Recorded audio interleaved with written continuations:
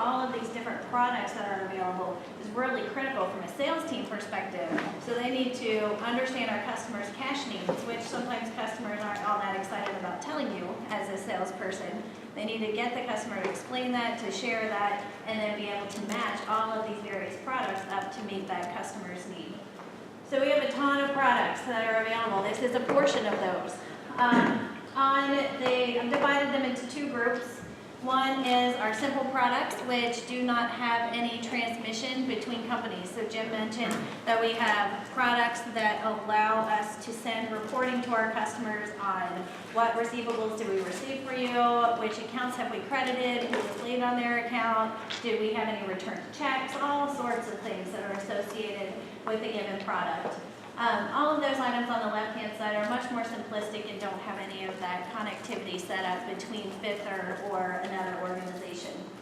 On the right-hand side, you can see these are the things that are much more complex. They are very complicated to set up, and Jim's lockbox example was exactly the one that I was going to give. So when we implement and onboard a customer, imagine taking that cable company from a previous financial institution and onboarding them to Fifth Third. That means they need to change every coupon that they send out to us that tells us what we owe that month at the individual customer level. That means that we as an organization need to ensure that we are applying every payment that comes in. So by division, they may say, I want my Northern Kentucky business customers to go to one account, and I want my Northern Kentucky personal customers to go to another account. Same with Dayton, same for Cincinnati. So there's a lot of complexities involved in that.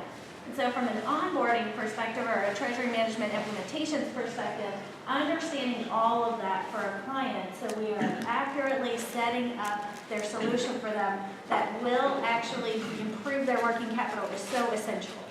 Another thing is that data connection between organizations. It is not simplistic for some of our customers to set up this data connectivity.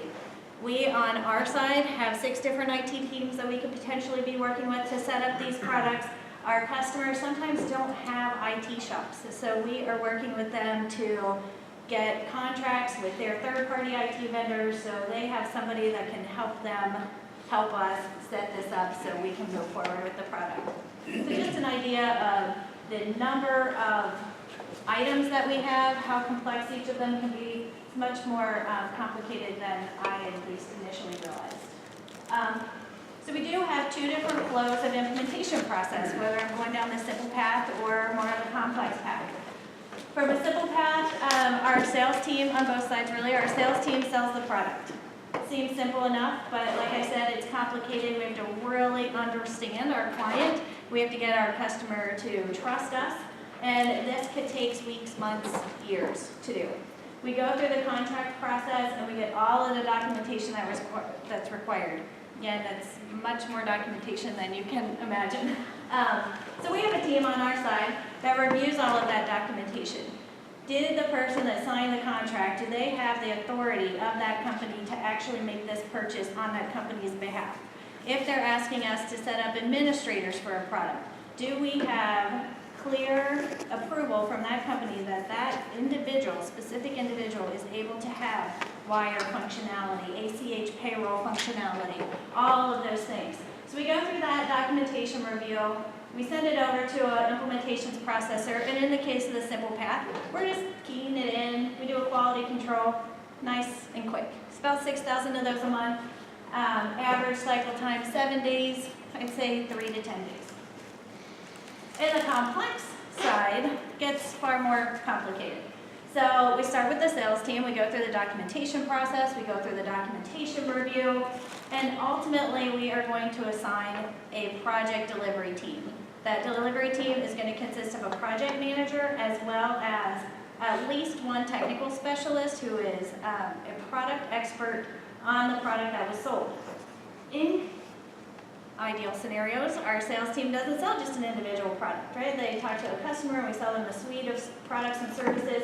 So in that case, this project team would work on that entire suite of onboarding. We want to make sure that from a customer experience standpoint, they know us, they feel comfortable with us, and we're not changing players on them throughout the process. So this team is meeting with the client to really dig down into those requirements. In the case of that lockbox scenario, we are talking about things like, do you want every one of the coupons to be imaged? Do you want the front and the back of the coupon to be imaged? Do you want the front and the back of the checks to be imaged? How do you want your file layout to show cases where somebody sent in their coupon and more than one check? Their coupon and one check, their coupon and no checks. How does that all look? Oftentimes, our customers will have systems on their side that require us to send them a custom file. So it's a very unique file layout just for them. And ideally, they get this file, it flows into their system, they've already got all their reconciliation processes set up, and it just flows nice and easy. What that means for us is we have an IT team that has to understand and custom build all of this, these files. We do a lot of file testing, all of that exciting stuff. I mentioned that we have 6 IT teams on our side that we work with. In addition to that, in the lockbox example, we have a lockbox operations team. So the team that's actually going to receive the coupons and they're going to receive the checks, we want to run some tests and actually send some things through their process to make sure that information is going to the right place, that we've hit the right settlement accounts. All that ultimately, at the end of the day, the file that is sent to the customer reflects what we actually did. You know, Yes. let's stop right here and let's ask some questions. Okay. Okay? I think it's a good I just spot. gave you a lot. You guys have questions, clarity that you need, ask your questions now around up to this point in the presentation. Okay. Is it all, it seems like it's all customized, I mean, It assuming is. you guys look for opportunities to standardize things and. Absolutely. And so if you think about the ACH, the payroll case, there's a NACHA format, a National ACH Association format that everyone is required to use. So in a lot of cases, I would say most cases, there's a standard format. In cases where a customer really wants us to create something custom and we're not required to follow a national format, we will do that. We do pride ourselves on adjusting to our clients' needs, and you know that's always the question. Okay, the more unique we are, the more we're able to customize for them. We can be creating headaches from a maintenance standpoint, or you know these implementations could potentially be longer. But strategically, as an organization, we have said we are going to perform that service. And one thing too, I'll just call out, because it sounds like there's a lot of IT transmission of files back and forth, and there is. But just to make sure you guys have the right picture in your mind, Lockbox is a perfect example of, yeah, we have a lot of information in files that we send at the end of our process. But physically, we are getting 2-3 million pieces of paper in the mail every month. And we have to process that. We have machines that do nothing but cut open envelopes, extract a payment and a payment coupon, like you have your cable, electric bill. They image those things within seconds. We have machines that do 8,000 of those an hour. Any of you who have ever stuck a penny in a payment envelope, or folded it, or stapled it, or decided you were going to write a letter and include it on that, you know, when Janelle talks about, do our customers want to see the front and the back of the image? Do they want the front and the back of the check, the front and the back of the envelope? If you're mad, this is the reality. If a customer's mad at us, we may get pornography in the letter. We may get baking powder to scare us about what's in it. All kinds of things. Depending on the customer, some of them want us to send them everything. They want a copy of every letter. They want it imaged. Some of them want us to deal with what's in the letter, and maybe it's some research. Some of it you can't tell. They'll send, people put the wrong checks with the wrong coupon. It happens all the time. We have a staff that do nothing, but when things don't match, manually sit there and review, 30% of the payments have to be manually reviewed and posted. So I call this clean factory work. I mean, it looks like a factory. It is loud like a factory. The machines are just going constantly. So there's a low-tech piece to this, and then what I call the IT high-tech piece. And then we get them that information, and it's kind of, we sell our sweeps product, and we're off buying international stock because that's what they want us to buy. But it starts with a factory guy at the front end opening an envelope. Question? in both kind of the simple category and the complex category, you guys you create top 5, top 10 kind of most popular, or do they all kind of play equally? How does, We do have, Or some there's a more lot of popular. variation, so we have 4 products that represent about 80% of our work. okay, So there's a retail lockbox, wholesale lockbox, ACH we talked about, and then a bank maintained positive pay, which is really us using rules that our customers have given us to decision whether or not to pay certain items on their behalf. So we really focus on those. You're going to see those on another slide where I'm showing you some successes that we've had because we focused on those specifically. But I think we have some additional opportunities we can use your help with. Anybody else?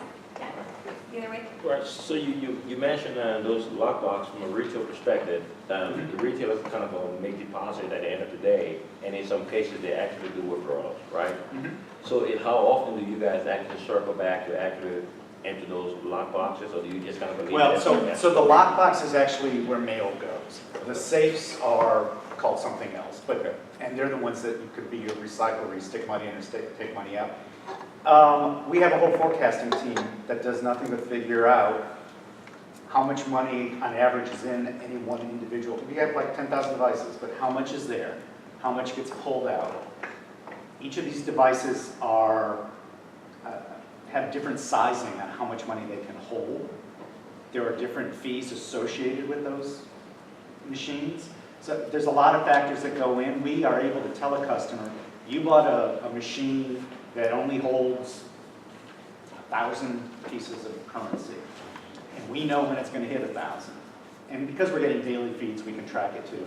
So you need Brinks to come in twice a week to pick that money up. Because if it fills up, the machine stops. And the customer's stuck with cash that now they have to take to an overnight drop, or they have to hide, or do something with. And they're not getting credit for that deposit in real time. So we have a whole group to forecast. It varies. We have customers who are in rural locations that maybe we pick up once every 2 weeks. We have customers, we do a lot of casinos, we do a lot of ballparks. We have customers who we have to go to twice a day, just because their needs are there. We obviously, the ones who we have to go to a lot, we try to upsell a new device, arguing that a bigger device and paying for that is, in the long run, cheaper than paying for 2 service pickups. Yes. yes. So how do you price all these options? I mean, it sounds like you guys are very flexible and you can- Yeah, so That is a darn good from question. an implementations team standpoint, that is done before it gets to us. So our sales team works with a middle office team that says, am I selling something that is a standard offering, in which case I want to sell this at rack pricing, or am I selling something unique, in which case that will go through our middle office to define what that pricing should be, and our sales team and our client partner together to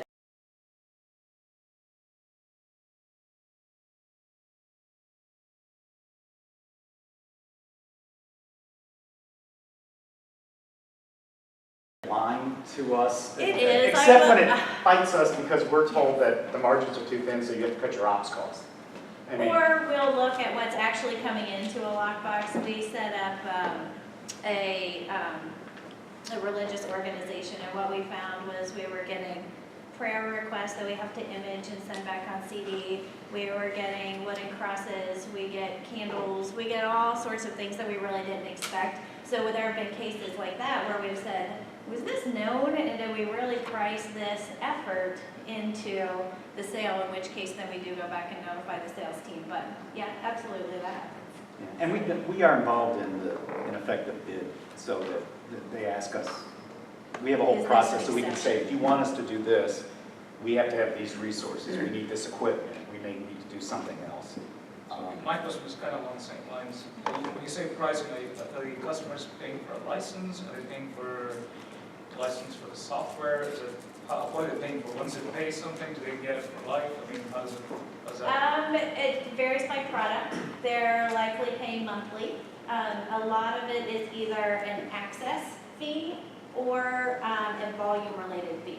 So in the Like case this of one. lockbox, if we're processing 1 million items for you, there's a different charge than if we're processing 2 million items a month for you. In the case of, we're going to provide our Fifth or Direct service, which is our internet banking service, you can go in and do transfers and all of that type of thing, that would be more of just a generic monthly charge.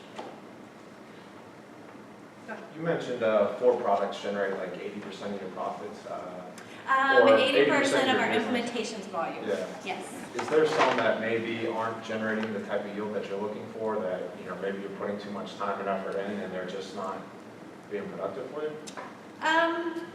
No, not from an implementation standpoint. I think our sales team's always looking at, are we getting the revenue that we expected from this product? And does that revenue support the need for the operations teams, the sales teams, all of the teams that are involved to support that product?